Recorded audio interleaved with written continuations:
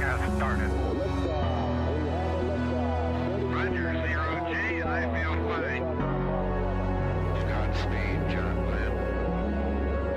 Houston, tranquility, they appear the Eagle has landed. Roger, tranquility, we copy you on the ground. New possibilities are opening up for scientific cooperation between countries. 1, 0, 0. Liftoff. Americans return to space as Discovery clears the tower. Discovery, go and throttle up. Discovery, Roger, go for deploy. Thanks to and to everybody in the shuttle program. The crew is go for launch. Roger, nice to be in orbit. We have followed in their footsteps to get us where we are today.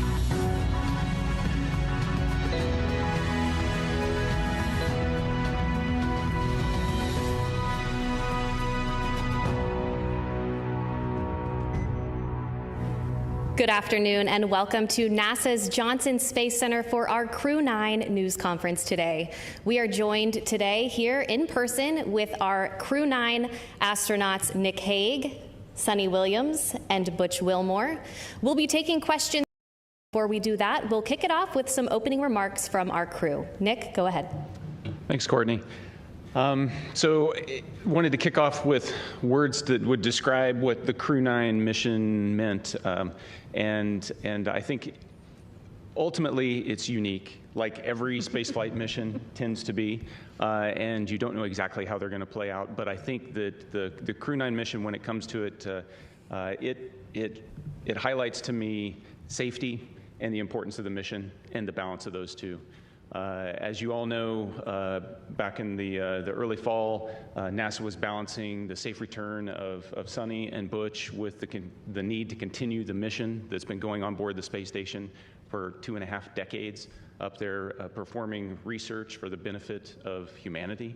And so there was a decision made to send Alex and I up with a couple empty seats and integrate Butch and Suni into the crew of Crew-9. And then bring them back at the end of a long-duration spaceflight mission. And so we sit here today, minus Alex, who's recuperating in Russia right now with friends and family, thankfully. And we sit here as a testament to the success of that mission. So I look forward to answering your questions. Suni? Yeah, sure. Just wanted to say thanks. Thanks to Nick and Alex for coming up and getting us and bringing us home, and thanks to so many who prepared us for our mission. The Commercial Crew program with NASA and Boeing, as well as SpaceX, really got us ready to go. All of the trainers here at Johnson Space Center, the mission control teams all over the country, in Florida to California, so throughout the whole country, as well as what we're doing now. Our teams here are getting us ready to get, rehab and get ready to take on new challenges. So, feeling good since we've been back almost 2 weeks now. Actually went out and ran 3 miles yesterday, so I will give myself a little pat on the back. Our trainers are rocking it and getting us ready to get back to help out with the new astronauts as they're getting ready for their mission. So the biggest thing I want to say was thank you. Yeah, thank you, Suni. Let me start off with an analogy, a sports analogy. This very difficult job that we take part in, it's a team sport. It encompasses organizations throughout NASA, throughout the country, coming together. The Commercial Crew program, headquarters, the International Space Station program, working together day in and day out behind the scenes, diligently to make all of this work together. And then you couple that with a nation that comes together and it cares about the human spaceflight program and prays for us and what's taking place. It goes beyond understanding, honestly. And then this organization also is incorporated into an international organization that reaches beyond our own borders and brings in the world like no other organization on or off the planet. And I can tell you, it's simply a privilege to take part in all of that.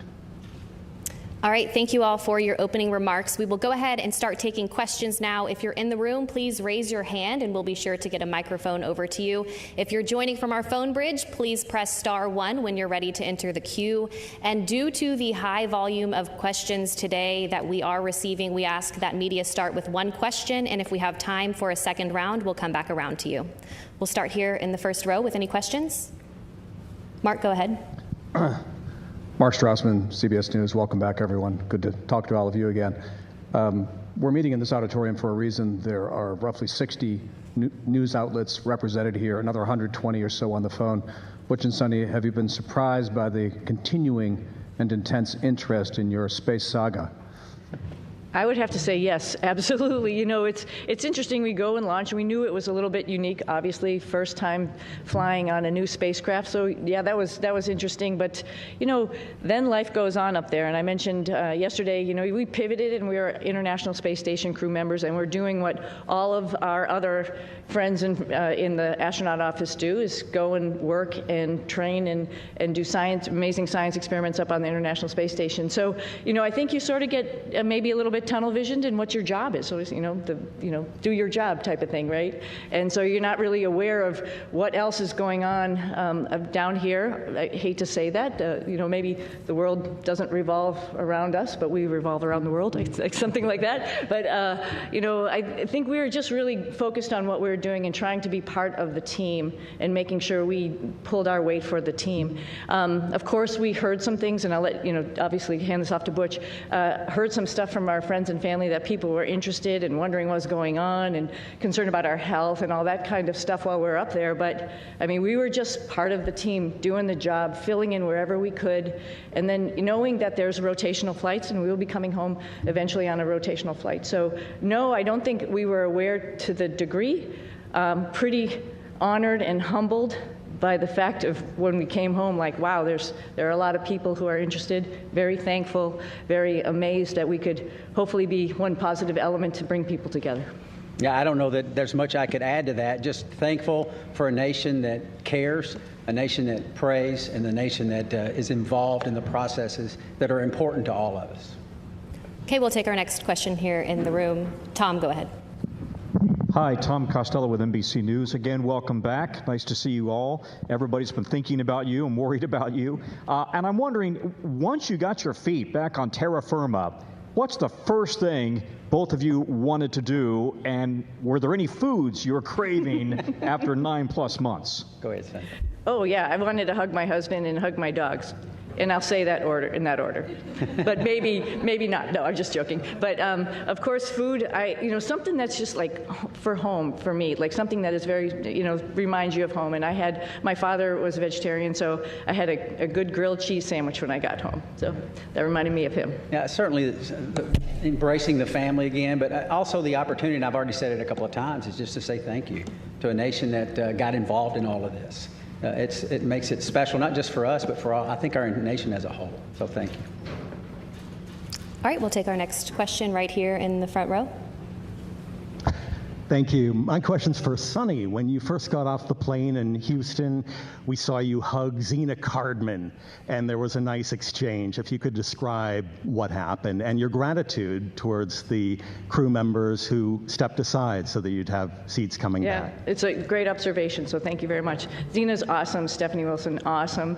When this whole thing was unraveling, like my heart went out, because it's just sort of like, wow, you're waiting for your space flight, specifically Zena, as her first flight. Like, wow, it's a little bit rough to know that you're going to be moved to a different flight. But at the same time, she is an awesome person, an awesome astronaut. She's going to get the opportunity.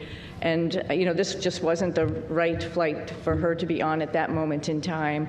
And so I just gave her a big, huge hug. I told her that I used her Crew-9 shirt when we were up there for a photo op, but I packed it back up real nicely and put it in her stuff. And, little joking aside, I just wanted to really tell her thank you for taking one for the team. And that's what our office is about. But she needed to have that acknowledgement. Okay, we'll take one more question here in the room, and then we'll head to our phone bridge. Hi, this question is for Sunita. I'm Jeff Saperstone, by the way, from NBC in Boston. A lot of people in your hometown in Needham, they've been watching this bit by bit, every moment. Yeah, everybody at the elementary school, there was a big watch party for you when you came home. What's your message to them They've been so anxiously awaiting for you to return. Oh, well, I'm back.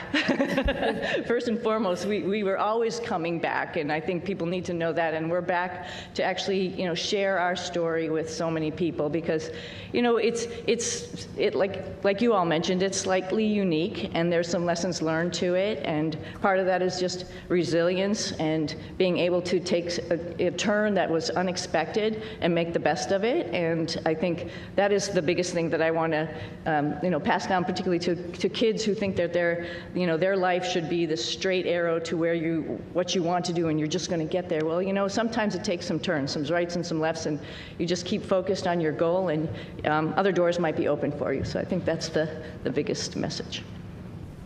All right, we'll head to our phone bridge. Our first question there is from Marcia Dunn with the Associated Press. Welcome back, everybody. Butch, this question is for you. Where do you lay the blame for your Starliner test flight? Clearly, Starliner was not ready to fly when it did. Whom do you hold responsible for everything that happened? Thanks. That is a question that I cannot answer in a couple of comments, but I'll start with me. There were some issues, of course, that happened with Starliner. There were some issues, of course, that happened that prevented us from returning on Starliner. And I'll start with me. There were questions that I, as the commander of the spacecraft, that I should have asked, and I did not. At the time, I didn't know I needed to. And maybe you could call that hindsight, but I'll start and point the finger and I'll blame me. I could ask some questions, and the answers to those questions could have turned the tide. So blame, that's a term, I don't like that term, but certainly there's responsibility throughout all the programs, and certainly you can start with me. Responsibility with Boeing? Yes. Responsibility with NASA? Yes. All the way up and down the chain. We all are responsible. We all own this. And we are, in this business, trust. You cannot do this business without trust. You have to have ultimate trust. And for someone to step forward and these different organizations say, hey, I'm culpable for a part of that issue, that goes a long way to maintaining trust. So we're not going to look back and say this happened or that happened and that person's or that issue or that entity's to blame. We're going to look forward and say, what are we going to use our lessons learned from this whole process and make sure that we are successful in the future. This is a tough business. The analogy about it is it's always a curvy road. It's never straight in this business. And minimizing those curves and being systems and processes in effect to prevent some of these curves is what we have to do as we leave low Earth orbit and go beyond to the moon and beyond that. So we're going to look forward, and that's the focus. All right, our next question on the phone bridge is from Anthony with Spectrum News. Hello, welcome back, everyone. It's nice seeing everyone return healthy and safe. I have a question for both you, Suni, and Butch. Given the opportunity, would you guys go up on Starliner again? Yes, because we're going to rectify all the issues that we encountered. Yeah, we're going to fix them. We're going to make it work. Boeing's completely committed. NASA is completely committed, and with that, I get on in a heartbeat. Yeah, I would agree. The spacecraft is really capable.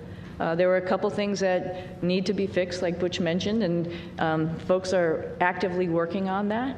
But it is a great spacecraft, and it has a lot of capability that other spacecraft don't have. And to see that thing successful and to be part of that program is an honor.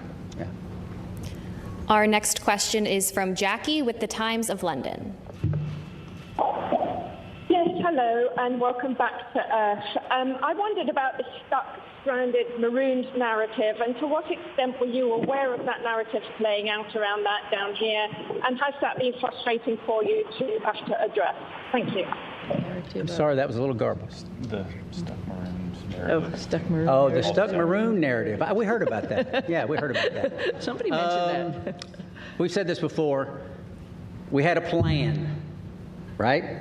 The plan went way off for what we had planned, but because we're in human spaceflight, we prepare for any number of contingencies because this is a curvy road. You never know where it's going to go. We prepare for this. So we, as Suni used the term, and it's a great term, we pivoted to all that training we did that we didn't think we needed to do, and a lot of people didn't think we needed to do, but we did it anyway, as we pivoted to this other preparation, and that is what makes human spaceflight, your human spaceflight program, special. It is hard, like I said, and preparing for any number of contingencies is what we do. It happened to be me and Suni involved in this, but it could have been any one of the astronauts. There's 40 or so of us eligible for assignment. It would have been any one of us that would have been in the same situation, or could have been in the same situation, and would have done the exact same thing that we did, because they would have gone prepared just like we did. Yeah, and one addition to that, this is a lot bigger than Butch and myself, like we've talked about already. This is the International Space Station program, and there's a lot of wheels that are turning and wickets that we have to go through to get people up to the International Space Station to do all of the amazing science that we're doing up there. We recognize that, we know that, just like anybody else in the astronaut office, and we came, as Butch has mentioned before, prepared, and we were ready to do that pivot and be part of that bigger thing that's not just about us, knowing that everybody on the ground, there's a huge team of people, like I quickly mentioned in my quick thank you, but there's a huge group of people who are looking at the whole program and understanding how and what was the best time and way to get us back home. We knew that, and we were ready to wait until that decision was made, and that was fine. And I'll also add that we're grateful for people that, I don't think they were looking just at us when they make recommendations. We can do this, we can do that. They're looking what's best for the human spaceflight program, for our nation's goals. They're not looking just about Suni and Butch. And we appreciate those entities that do that and reach out and say, hey, we can do this, we can do that, we can do that. And NASA says, hey, we got a plan, we came prepared, here's what our plan is, and we think this is the best plan because it doesn't disrupt the flow of how these missions lay out. So, and that's the one we went with.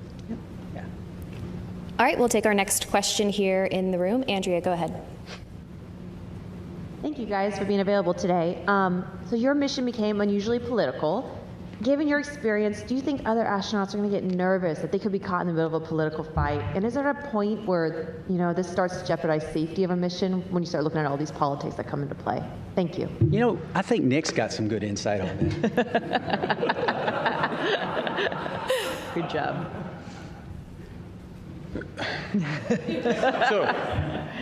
So the way I'd like to answer that is that when we're up there operating in space, you don't feel the politics, you don't feel any of that. It's focused strictly on mission. And if I step back a little bit to the question before, Butch and Suni talk up here, they make it sound like, everybody figured out what they could do with us. The reality is they are highly skilled, very technically competent, and it took everything I had on every day to keep up with them as they're moving along. So they were more than just gap fillers on the station. They were productive, pushing the station mission forward. And Suni was the station commander, so she was calling the shots. So you get in that environment, that operational environment, the politics, they don't make it up there. We are working as a part of an international team that spans the globe and works with half a dozen mission control centers spread around the globe that are talking in multiple languages, and we just figure out how to make it happen. And that's the magic of human spaceflight, is that we can focus on something so positive that pulls people together, and we've been doing that for a long time. Yeah. All right, we'll take our next question here in the room.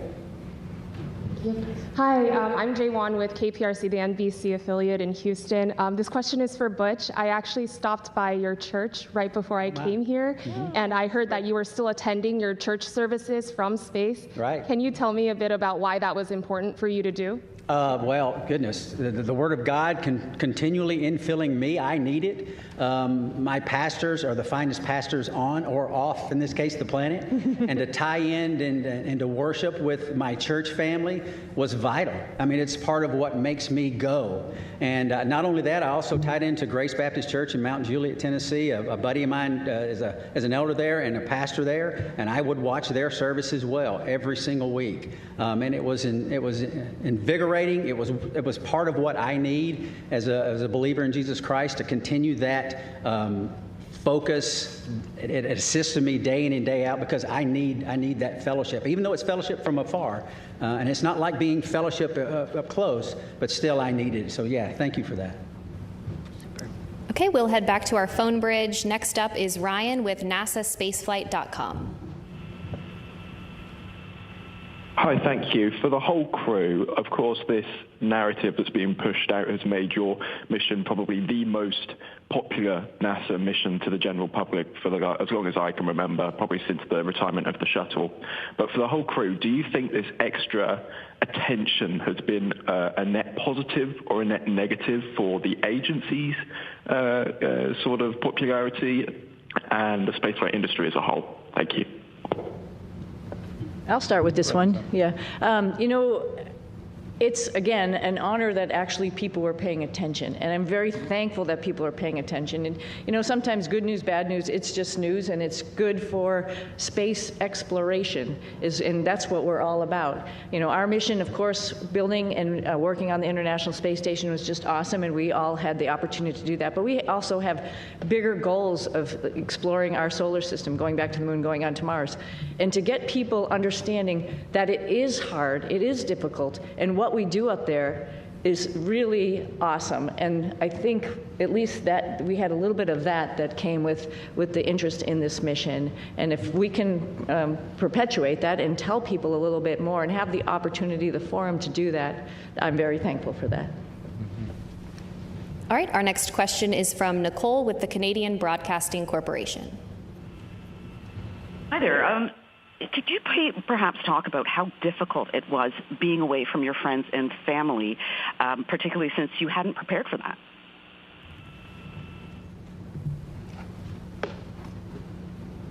Difficult. Yes, I would say it was difficult. It wasn't in the preparation, but in my family, we talk about these possibilities. We discussed all of this. We never said we were going to be gone for 9 months. But it turned out that way. But the discussions we had, and it's not just discussions prior to the mission launch. This is the way we've trained our daughters from the time they were born, because their dad isn't a unique occupation, right? This is not the norm leaving the planet. And they understand that. And they, again, use that term, pivoted and got on board, understanding that this is part of what families and these type of businesses do. And it's not just in human spaceflight. This is military, armed forces, police forces, all across all different types of occupations that are involved in the possibility of extended stays away. And we're not unique in that. And so they understand that. They have friends that have parents in other areas where they've been involved in similar type situations, and all of that came together. And, the Lord's help, we persevered, and they persevered, and I can tell you, I am very proud of them. We'll take another question on our phone bridge and then head back into the room. Our next question is from Tom with Sky News London. Hello, thanks for taking my question. Congratulations on your extended mission and your safe return. Although the political situation around this did bring a lot of attention to space and to the International Space Station, some of the statements that were made during your stay up there caused embarrassment to NASA, forced them to make corrections to statements. Now that you're back, did the politics around your stay make a difficult situation worse? I'm not sure I understood. I didn't understand the question. Missed everything except for that last part. Yeah, you came in you were broken up just a little bit. Could you please try to repeat your question one more time? Yeah, I will. Yes. Can you hear me? I was asking whether although the political wrangling around your extended stay in space brought a lot of attention to human spaceflight, it did. Some of the political statements raised caused embarrassment to NASA, forced to make denials about various things that were offered and not offered, and sometimes to your astronaut colleagues. Did the politics around your mission make a difficult situation worse? Yeah, thank you for the question. I talked about how the politics kind of, they don't make it up there when we're trying to make operational decisions. So as the commander of Crew-9, responsible for the safety of this crew and getting them back safely, I can tell you that the entire time up there, I launched with that singular objective of showing up to the station and having to integrate Butch and Suni into a crew with Alex and myself. And then we were planning, from day one to return toward the end of February. That all predicated on the fact that we would have a replacement crew show up and we'd have adequate handover with that crew before we left. That's important to maintain the mission of the International Space Station, to continue pushing research and exploration. And that was never in question the entire time. There were a lot of options that were discussed, and the ground team and the team on the ground, we've alluded to it a couple times already, is gigantic, and everybody was working with singular focus on how do we end the Crew-9 mission at the right time and maintain the safety and the success of the space station mission. Launching in September, given all the unique dynamics surrounding this mission, and coming back originally targeting the end of February and hitting the middle of March, that's pretty much on target if you look at the track record of human spaceflight. It's dynamic, it's challenging, the weather doesn't always cooperate, but we figure out how to make it work. All right, we will take our next question here in the room. Fox 26 here in Houston. Welcome back to H-Town. Suni and Butch, both of you all have a long history of being active and athletes, but with that being said, obviously you all spent nearly 9 months in space. What does that recuperation and recovery process look like getting acclimated back here to Earth? I'll start. I can tell you we have a group of individuals, astronaut strength conditioning and rehabilitation specialists. And we are directly integrated with them day in and day out. They send us protocols to work out.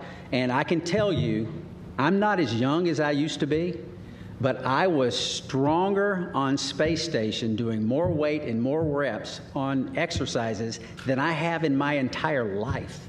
Because this group of professionals work to get us stronger and stronger and stronger. We're trying to minimize muscle atrophy, minimize our bone loss. So if we go to other planets, the moon and other planets in the foreseeable future, that we will be able to function when we get there. It's a whole science built around this team of individuals that are working to help us better understand human physiology and what zero gravity does to it and how we can mitigate the effects of the bone loss and the muscle atrophy. So day in and day out, I worked out every single day. We went into quarantine on the 22nd of April.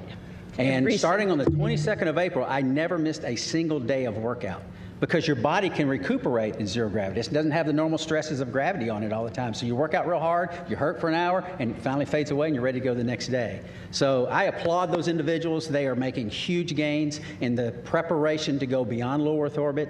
And it's science that is taking place day in and day out and has for years, and we're still learning and we're still progressing. Yeah, at like day 265 on the ARED, because it counts all your days that you go into a workout, I was thinking, I wish the hay was in the barn. But every single day, just like Butch is saying, you got to get on the machine and work out. And it actually is a really great stress relief to be able to have that time up there and run or bike or lift weights. It's really great. And the folks that Butch is talking about, is along with the nutritionists, really are looking out for us and making sure that when we get back here to planet Earth with gravity, we'll be able to function. So yeah, it's an adjustment when we get back, and they're here right with us from day one when we landed, ready to evaluate us and see how we're doing, and then work on a protocol to get us back. And like I said, I sneakily went for a run yesterday, but that's all as a result of their hard work. Yeah, I mean, who would even imagine that you come back from 10 months in space, roughly 10 months, and within a week you run 2 miles at an 8-minute pace. I mean, that's not even conceivable that the body could handle that.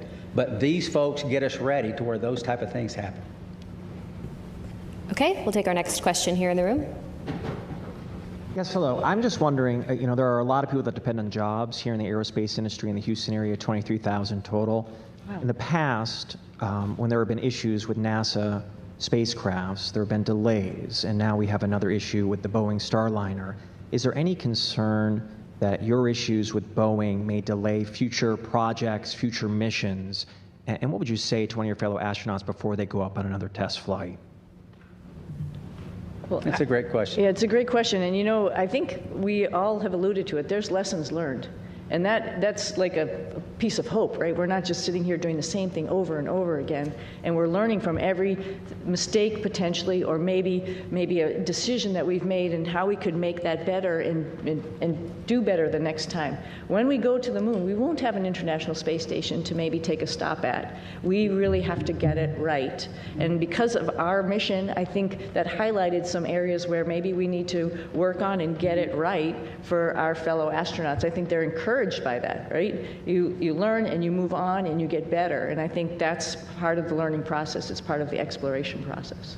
I mean, we are scheduled on Wednesday to meet with Boeing leadership, the program managers, senior chief engineers, to discuss some of these issues. They want to come together with us, Suni and myself, because we lived through this with them, and get on board with what the future looks like. And having flight crew with background in test and acquisition involved in the processes going forward to make sure that we're dotting every I and crossing every T.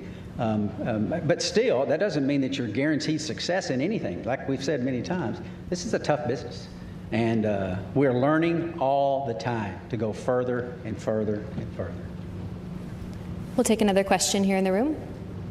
I'm Chang from New York Times. This is for you. I was just wondering if you could sort of talk about your personal future. Sorry.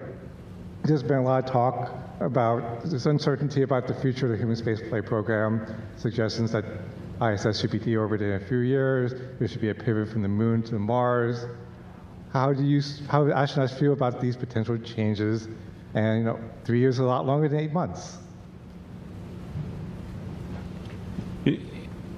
So we've each been able to do multiple missions to the space station, and I'll let Butch and Suni add on to this. But one of the things that I noticed was a dramatic increase in the complexity and just the weightiness of the experiments that we were conducting this time around on the station since 6 years ago when I was last there. And it just gives you this sense that we are in the golden age of the space station right now in terms of the return on investment and what we're able to do there.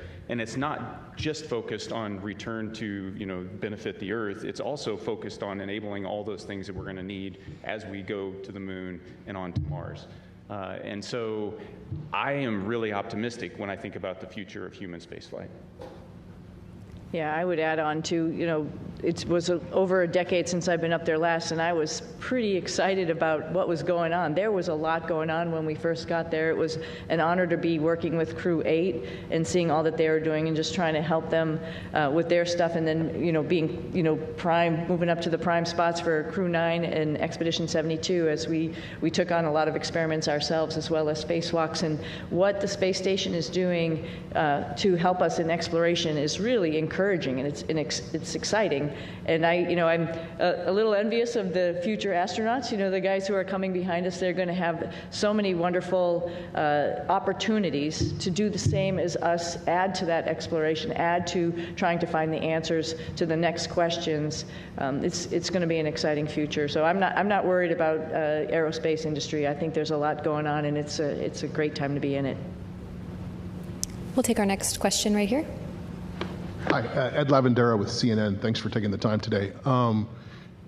When you re-entered the Earth's atmosphere and came back to gravity, can you talk specifically about any kind of weird either sensations or experiences that you've had dealing with that over the last couple of weeks? And more importantly, did you know that you guys had been greeted by dolphins when you splashed out? I can tell you that returning from space to Earth through the atmosphere inside of a 3,000 degree fireball of plasma is weird.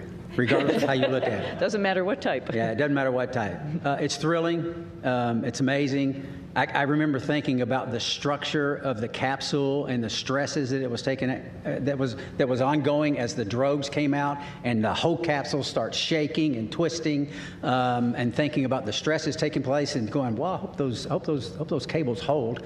And then the parachutes open up, and then you're like, I've said it many times. There's not a better feeling returning from space that the parachutes open and work. And I didn't have the view in front of me, and thankfully Nick did. He had a view of the camera going out right off the top, and he said, 3 parachutes, I had 4 good parachutes, and I tell you what, it's a great feeling. It was a great feeling. And it's exhilarating because this, again, I can't help because it's within me. This is our national focus, national goals. We don't do this because NASA decides to do this or this or this. This is Congress and everything coming together to affect a human spaceflight program with a purpose. And part of that purpose includes bringing those astronauts back to Earth. And it's a thrilling ride like no other that you could imagine.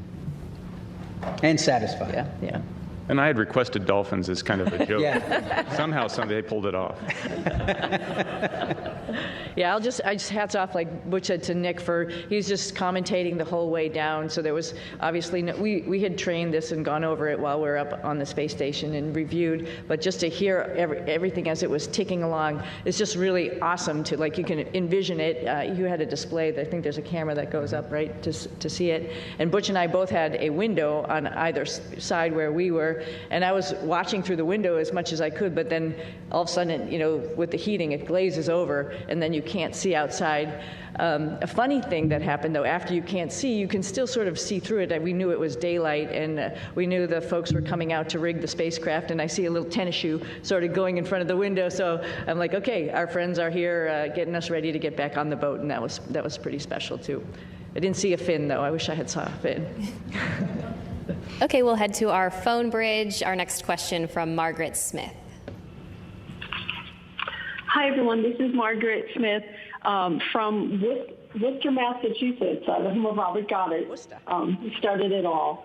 Thanks for taking the time today. And my question to both of you is, for those who maybe are not especially familiar or who may sort of question the need for the space station, can you all make the case for why that work is important?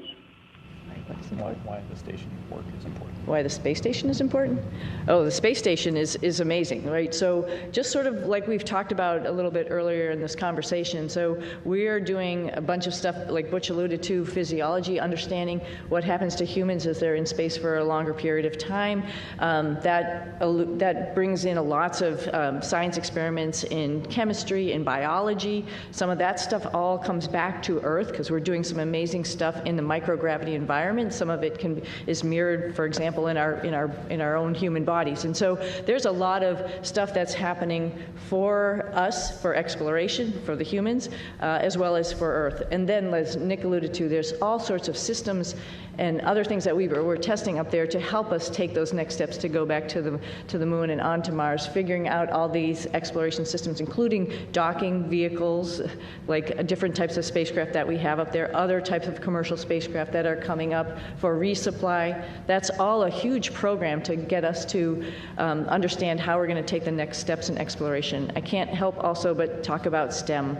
I mean, all of this is STEM, right? Science, technology, engineering, and math, and I'm hoping the work that we've done up there also encourages the next generation of kids to understand how important that is and how they can become involved. We did lots of experiments up there with kids and universities and companies, trying out new guidance, navigation, control algorithms and robots that were flying inside the space station, competitions, for example, for them. And that's pretty awesome that you can really touch and talk to kids on the ground as you're doing experiments up there, and they have their finger on the pulse of science experiments, and they can understand that and think to themselves, I could be part of this one day. Our next question on the phone bridge is from Neil with ITV News. Congratulations on a great job, everyone.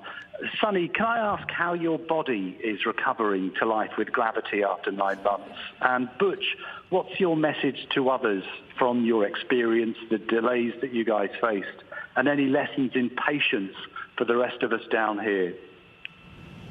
Oh, I think I'm doing okay. I was just joking around and showing off a little bit, but no, seriously, we talked a little bit about our group, the Astronaut Strength Reconditioning folks that are getting us back in shape, and every day feeling better and better. It's pretty much a miracle to see how your human body can adapt. I mean, the first day we got back, when all of us came down the ladder and greeted everybody, it was we were all a little bit wobbly at that time, and it's amazing within 24 hours how the neurovestibular system kicks in, your brain understands what's going on.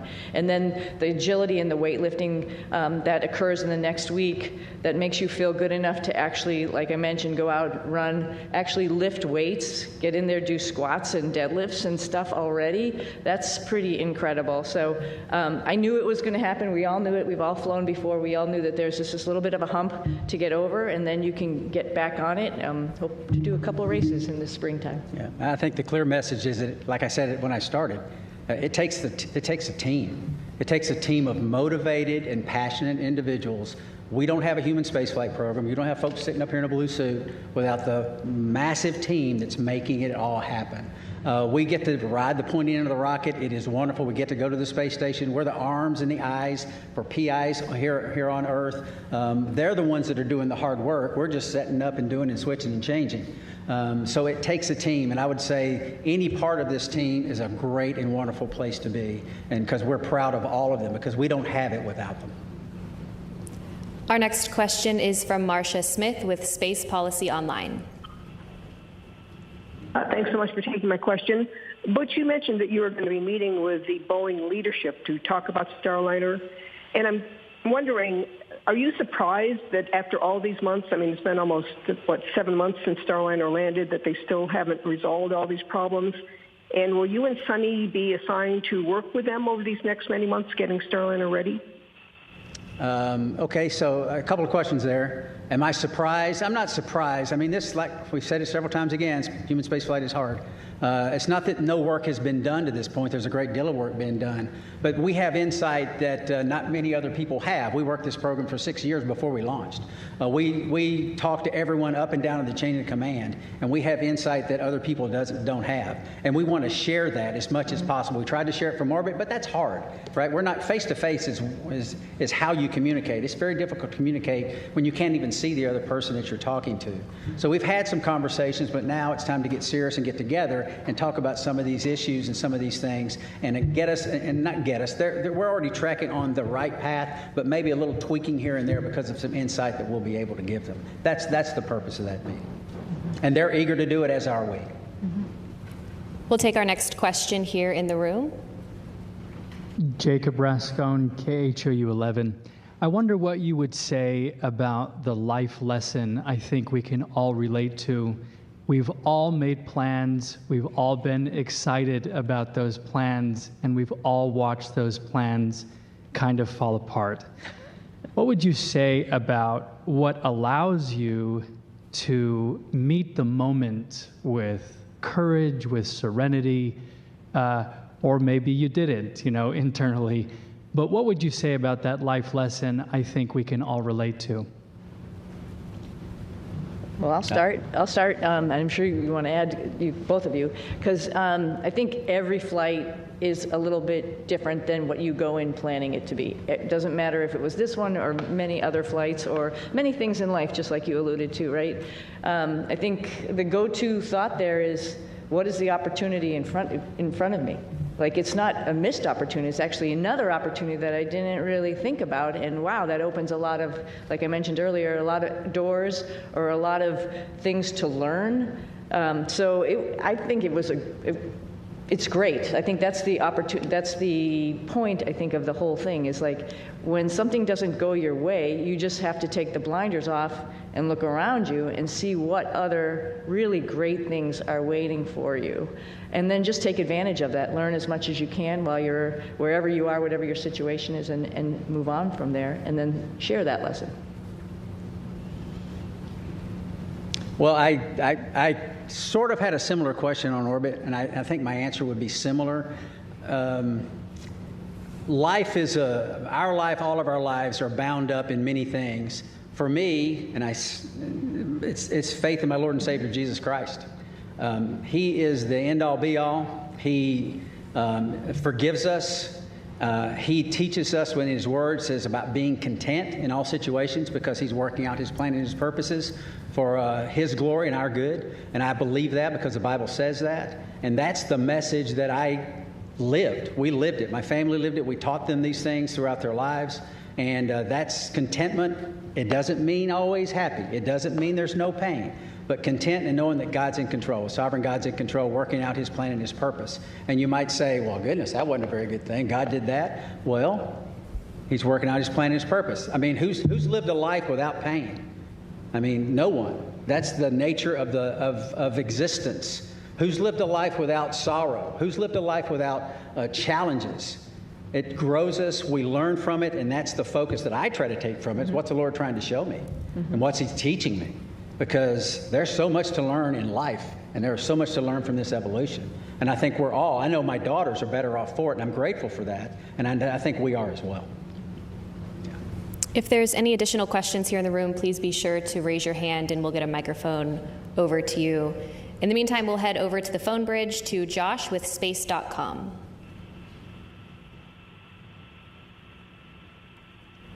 Hi, Josh Dinner. Thank you all so much for doing this.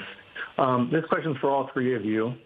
What were the most out of this world and your favorite experiments or tech demos you got to be a part of on this mission? And for Williams and Wilmore specifically, did the extension of your mission create any new opportunities for experiments or research that was not originally planned for the expedition? You start. Sure. So while I was up there, we performed about 150 different experiments. Of those, the ones that you know the most about are the ones where you end up being one of the guinea pigs in the experiment. So there was about a dozen different experiments where we were doing things to me and seeing how my body adapted. Whether that was a vascular aging experiment where we're measuring how stiff my arteries get because life in space tends to manifest itself as accelerated aging, and so we can better understand how the human body responds to that and hopefully provide some treatments on the ground to help with problems that as you get older you encounter. How our immune system works. Did a whole study on the immune system and how my body was responding. Life on orbit tends to suppress the immune system, and why does that happen? We're trying to understand that so that we can help design better treatments on the ground, but also understand how we can support crews that go deeper into space on longer missions. Probably one of the most shocking experiments. Butch and Suni got to watch me wire myself up to muscle stimulation pads and shock myself and trying to figure out how do we keep our muscles strong when we don't have access to all the equipment we have on the International Space Station, because as we go to the moon and on to Mars, that's a lot of extra mass, and if we can do it with smaller equipment, maybe that works. The side benefit of that is anybody that's been bedridden on the ground, that's also a treatment for how you can support somebody that's been kind of tied to a bed for a long period of time and help keep them healthy. So there's a benefit directly to the ground. That's three of them. They're all interesting, and I'm one of many subjects, and it takes years to get enough subjects to go through the space station to be able to generate enough data to draw some conclusions. And so that's why research up there takes a long time. But the value is clear. Just very briefly, there's some medications on Earth that work well with a certain age group, but the same medication doesn't work so well with another. So it's a capillary flow experiment to try to understand how that medication is flowing through our bodies, and maybe there's something we can figure out as to why those things are. And we're trying to figure that out. And that's very beneficial, obviously, to mankind and may benefit some of our families one day. And I just want to highlight some other science that's going on up there, because we have just an amazing person, John Pettit, who's up on the space station getting ready to come home. And every day he's up to something and just trying to highlight what microgravity does and how it is, as well as amazing photography, which I'm sure a lot of you have probably seen out there. And the fact that he can take a picture of a red sprite or a blue jet and have a picture from the space station looking down on on a lightning cloud is just incredible, and it enlightens all of us into what is actually going on in the universe, and that's just simply because he's curious. And that is something that's actually, like I said, we're sharing and we're showing off to everybody, like, wow, you know, we think we know what's going on, but we really don't. And if you just open your eyes and make some observations, like Don does every morning at 4 a.m., we'd learn a whole lot. Yeah, Don's, it's a great place. Don's taking potatoes he's growing and the nitrogen produced in the roots of the potatoes to nourish the peanuts that he's growing. I mean, it's pretty special. He's a special guy. He's awesome. Our next question on our phone bridge is from Robert Perlman. Hi, for Butch and Suni, you're now the first astronauts to fly on both Starliner and Dragon, admittedly one on the way up and one on the way down. Was there anything about either spacecraft that you found you liked more about the other that stood out as a feature, especially in terms of crew amenities? More Velcro on SpaceX, on Dragon. That's a crew amenity. That's a crew amenity, which would be We've talked nice. about that. Yeah, That's why I said it. Yeah. You know, they're both unique and they both have their purpose and made to do the same thing, but I think what's really cool is, you know, give a problem to two different people and see how they solve it. Starliner is a really awesome spacecraft, like Butch had mentioned, with the integration of manual control as well as automation, as well as its vision systems. Dragon is a very comfortable spacecraft that tells you what it's doing, which is very nice versus having to interpret displays as we have done throughout the space programs with, you know, former programs, including shuttle. So they're both different, they're both unique, they both have their place in history. Very honored to have had that opportunity to see both of them up close and personal and ride them both. I don't know if I have a preference, honestly. They're both great for different reasons. Our next question on the phone bridge is from David Curley. Thank you very much. Butch, you mentioned lessons learned. Suni, you mentioned earlier about the ability of the Starliner. When you meet with Boeing, what is the overarching message you'll deliver to the company? We don't have enough time to go into all that. If you understand the spacecraft that we have now, we have Dragon, we have Orion, and we have Starliner. In my opinion, Starliner has the most capability when you think about its ability to maneuver automatically. You think about its ability to maneuver manually in all phases of flight. And then we have a mode, if those modes have failure modes, we have a backup mode where we can go directly from controllers to the reaction control system jets and maneuver the spacecraft. There's no spacecraft that has all of this capability. I mean, I jokingly said a couple of times before we launched that I could literally do a barrel roll over the top of the space station. I would never do that, but you can in this spacecraft. It is very, very capable.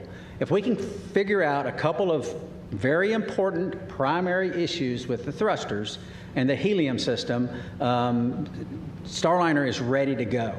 We have to do some tests. We have to do some integrated tests. We have to bring it all together in a process of qualification that is not going to happen overnight, but it has to take place. And Starliner will be right in line with the number of missions that Dragon and affect what it is designed to do. And that's ferry crews to and from the International Space Station and cargo. And I think that very quickly we can get on that track, and that's part of the discussions that we'll have. Mm-hmm. Our next question is from Carolyn with Fortune magazine.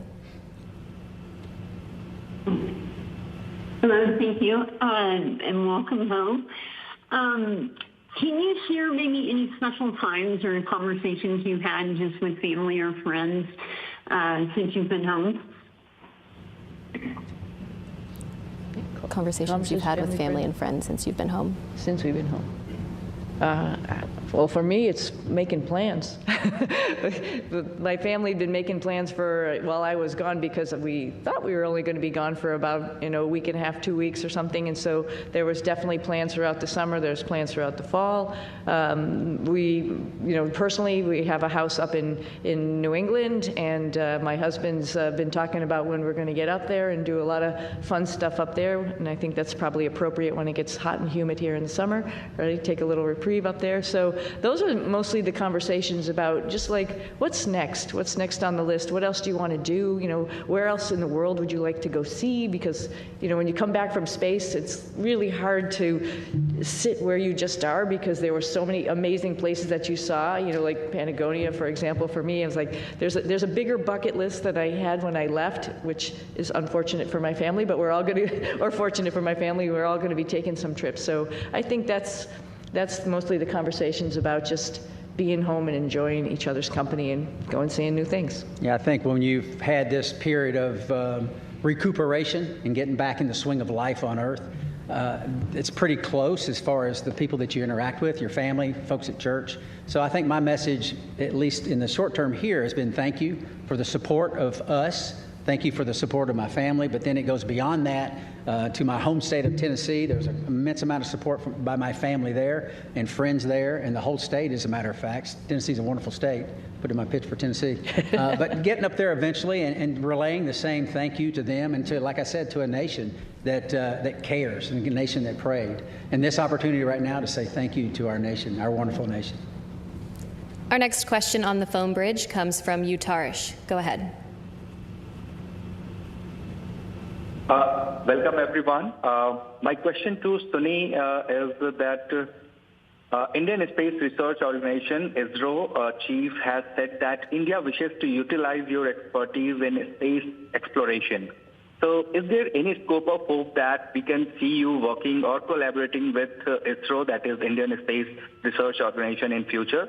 And second part of this question is, while being in ISS and seeing India from space, is there any moment you would like to share? How does India look from space, Tony? First part I missed. Opportunity, the second one. Yeah, so what India. Yeah. Let me address the second question real quickly.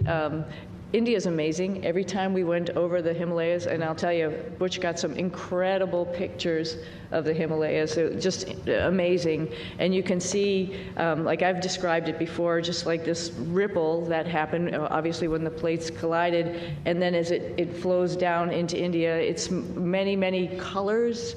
I think when you come from the east going into like Gujarat and Mumbai, the fishing fleet that's off the coast there gives you a little bit of a beacon that here we come. And then all throughout India, I think the impression I had was it was just like this network of lights from the bigger cities going down through the smaller cities. Just incredible to look at night as well as during the day, highlighted, of course, by the Himalayas, which was just incredible as a forefront going down into India.